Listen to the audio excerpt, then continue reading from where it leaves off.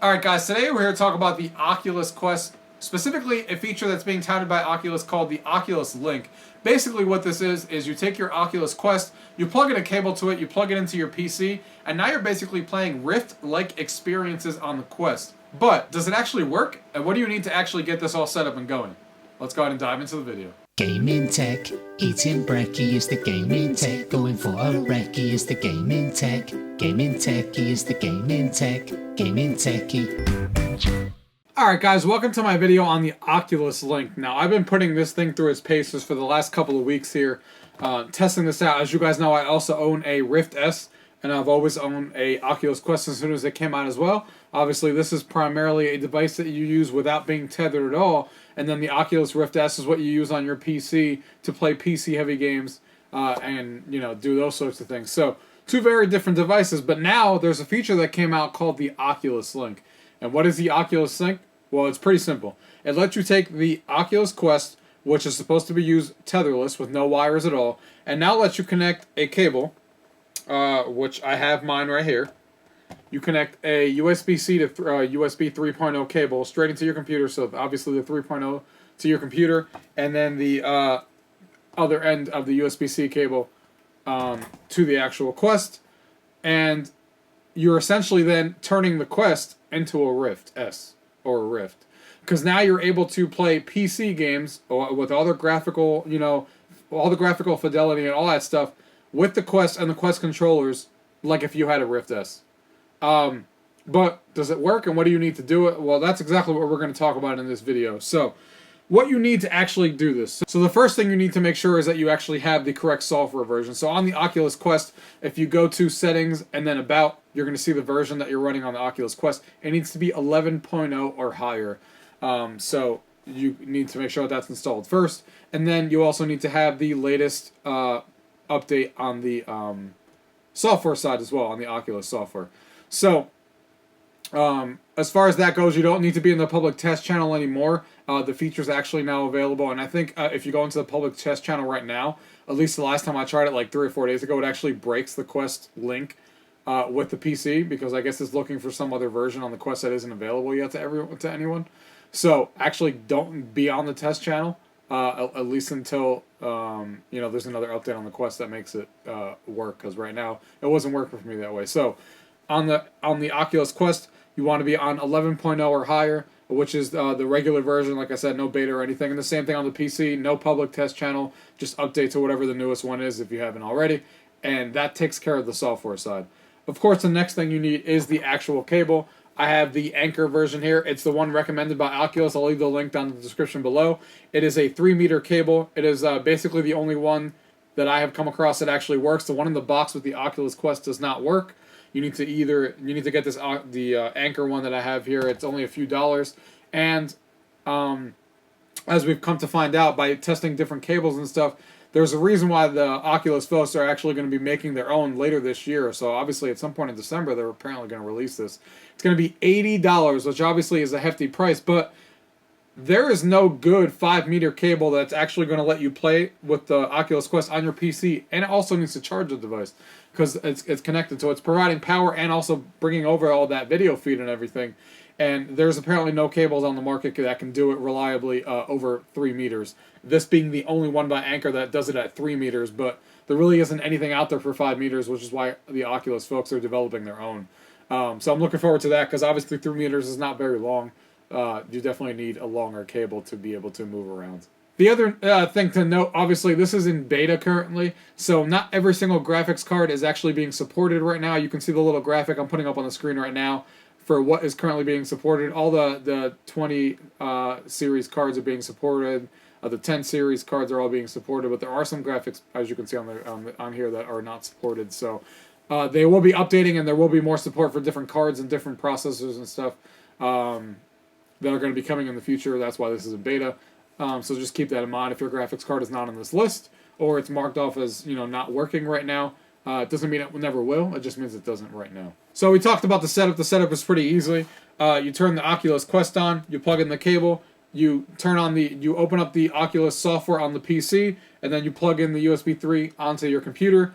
You'll run through like a small literally 2-minute setup on the PC where it asks you that it's connected and setting it up, and then you go on the quest, and then from here on out, you can do it one of two ways. Either the quest will actually pop up automatically, and it will say, do you want to turn on an Oculus Link? And then you can hit yes and enable, and it brings you right into the Rift interface. Or you can actually go in there into the options menu on the general, and you scroll all the way to the bottom. There's an option that also says enable link. So if you dismiss the first prompt and you wanted to do it later on or something while you're using the quest, you could do that as well. It's in there, right in the options. So once you're actually in there, and like I said, I've been putting this thing through its paces.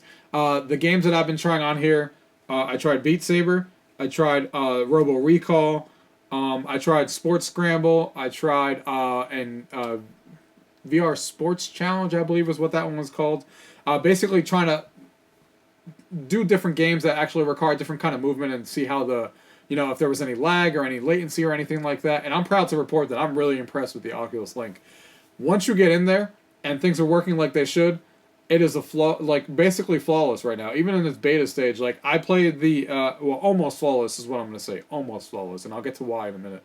When I went through and played VR Sports Challenge and I played the hockey one, which is when you're basically a goalie moving around and stuff, can't tell the difference at all between that version and the Oculus Rift version at all, as somebody who owns a Rift. Now, after that, I dove in and I started playing Sports Scramble, same thing, same exact experience. The graphics are better. That game does exist on the Quest, but obviously you get the higher fidelity on the port, and that also works flawlessly. I had no issues with that either. Didn't notice any latency or any of that stuff, any sort of slowdown. Didn't notice anything there either. After I played that, I obviously went into Robo Recall, and that's obviously one of the games that looks really, really good on the Oculus Rift, always has, and it looks excellent on here. Much better than what the Quest port looks like for sure. When you get in there, it works flawlessly. The shooting, the grabbing the robots, throwing them around, everything just works flawlessly. And I wish I was showing you guys some gameplay on this right now. Unfortunately, just for anybody who's running into this issue who comes across this video, I use Streamlabs OBS to record. I always have. And they came out with an update that's using the NVIDIA codec basically to record. And apparently that is the exact same thing that Oculus is using with the Quest, because as soon as I plug in the Quest and try to record, either the Quest doesn't start, the Oculus Link will fail. Like if I had the software actually running and trying to record, and then I plug this cable in, this will sit on the 3 spinning circles forever. It took me forever to figure this out, and I was like, is the Oculus Link broken? Well, no. I unplugged it, went into the software, closed out of the software, didn't start the recording at first, turned it on, and it immediately kicked on. The Oculus Link came right up. Then I went into the software, tried to hit the record button, and it immediately gave me an error about a driver out of date. And it's not the driver that's out of date, it's just that it won't actually record with the Oculus Link, because I think they're both using the same NVIDIA codec at the same time, and it's literally breaking it and not letting it record. So hopefully that gets fixed in the future. But as of right now, I'm not able to record Oculus Link stuff. Obviously, I can still record Oculus Quest like I always have, and the Oculus Rift separately. Just the way that the Link is working right now, obviously, is breaking some Streamlabs compatibility, which is why I don't have any gameplay. But guys, rest assured, it looks exactly like the Oculus Rift does. It works really, really well. Like I said, hardly any latency that I didn't notice. The graphics look really, really good, just like they do on the Rift, and I was just really impressed with the overall experience about it. The only time I had 2 small issues with it, on the next game that I played, Beat Saber, you do notice that it is a tad bit slower than if you were playing natively on the Rift. I don't know if that's just me, because I haven't seen a lot of people talk about it, but it definitely looks better. But when you're slicing and stuff, you can see a little bit of latency on the Beat Saber one, or not latency, because I could still swipe and hit perfectly. I could play expert songs without any issues. I guess it's more of like a laggish, where you're kind of hitting and you're seeing like a little bit of a slowdown, not with your swiping, but just like the actual graphics, the way that they're showing up. Maybe it's like a little pixelation or something. Really hard to describe, but it's definitely something I noticed right away. As somebody who played them both natively on on either the Quest or the Rift.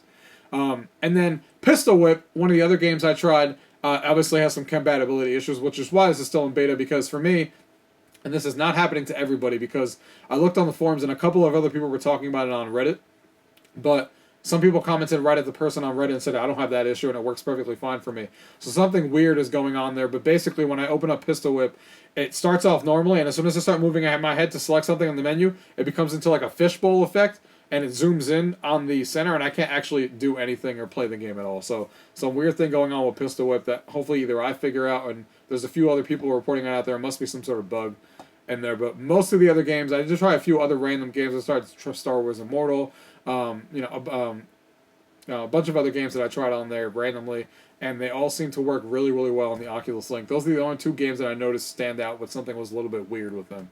Overall, though, the Oculus Link, especially in beta, is really, really impressive. You basically now have a Rift quality experience on the Quest when you come home and want to plug in a cable. Best of both worlds is exactly what it is. Now, the negatives on it, besides the two games I just mentioned, the negatives on why I'm still keeping my Rift S because I already own one, is because the Rift S is just much more comfortable. This one, when you play prolonged periods, it's very front heavy. We all know this. We talked about it in the review when I talked about it. Other people have talked about it. So it's definitely more, not as comfortable as it would be if you're in a Rift S. Which is why I'll be keeping my Rift S, because it's much more comfortable to wear, and I already own it. That being said, if you're a person who doesn't own VR and you're trying to decide which one to get, 100%, if you don't know which one to get because you have a PC that's capable of a Rift S, but you also want the power of being able to take this anywhere, get the Quest, because you're going to be able to get 99% of the experience that the Rift S people are going, with the caveat that it's not going to be as comfortable to wear on your head. At least, well, let me say, maybe it's just me. I know there's other people out there, but maybe you find this comfortable. Maybe you find a way to do it, do some mods and stuff like people have done to make it even more comfortable. But that's the only caveat. As far as the experience, it's anywhere from 95 to 99% of the time it's going to be great. And like I said, it's still in beta. They're still making improvements to it as we speak. So things are going to get better, and hopefully Pistol Whip improves on it. Because that game is great. Spoiler, watch my previous video that I did. But I'm just really impressed with the Oculus Link. The fact that it's a free software update. You can get an anchor cable for like less than $10 if you want this one that's linked.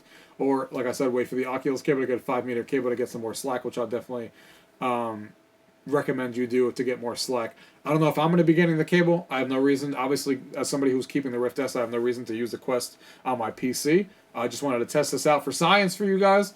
So it's not something I'm going to be personally using, because I already own both. But if I only owned the Quest right now, I would not even be thinking about getting a Rift S if I upgraded my PC later on to be able to run VR games, because now the Quest turns into that. So that is my recommendation, guys. If you guys own a Rift S and a Quest and you have no reason to sell it, you don't need the money like me, it's fine.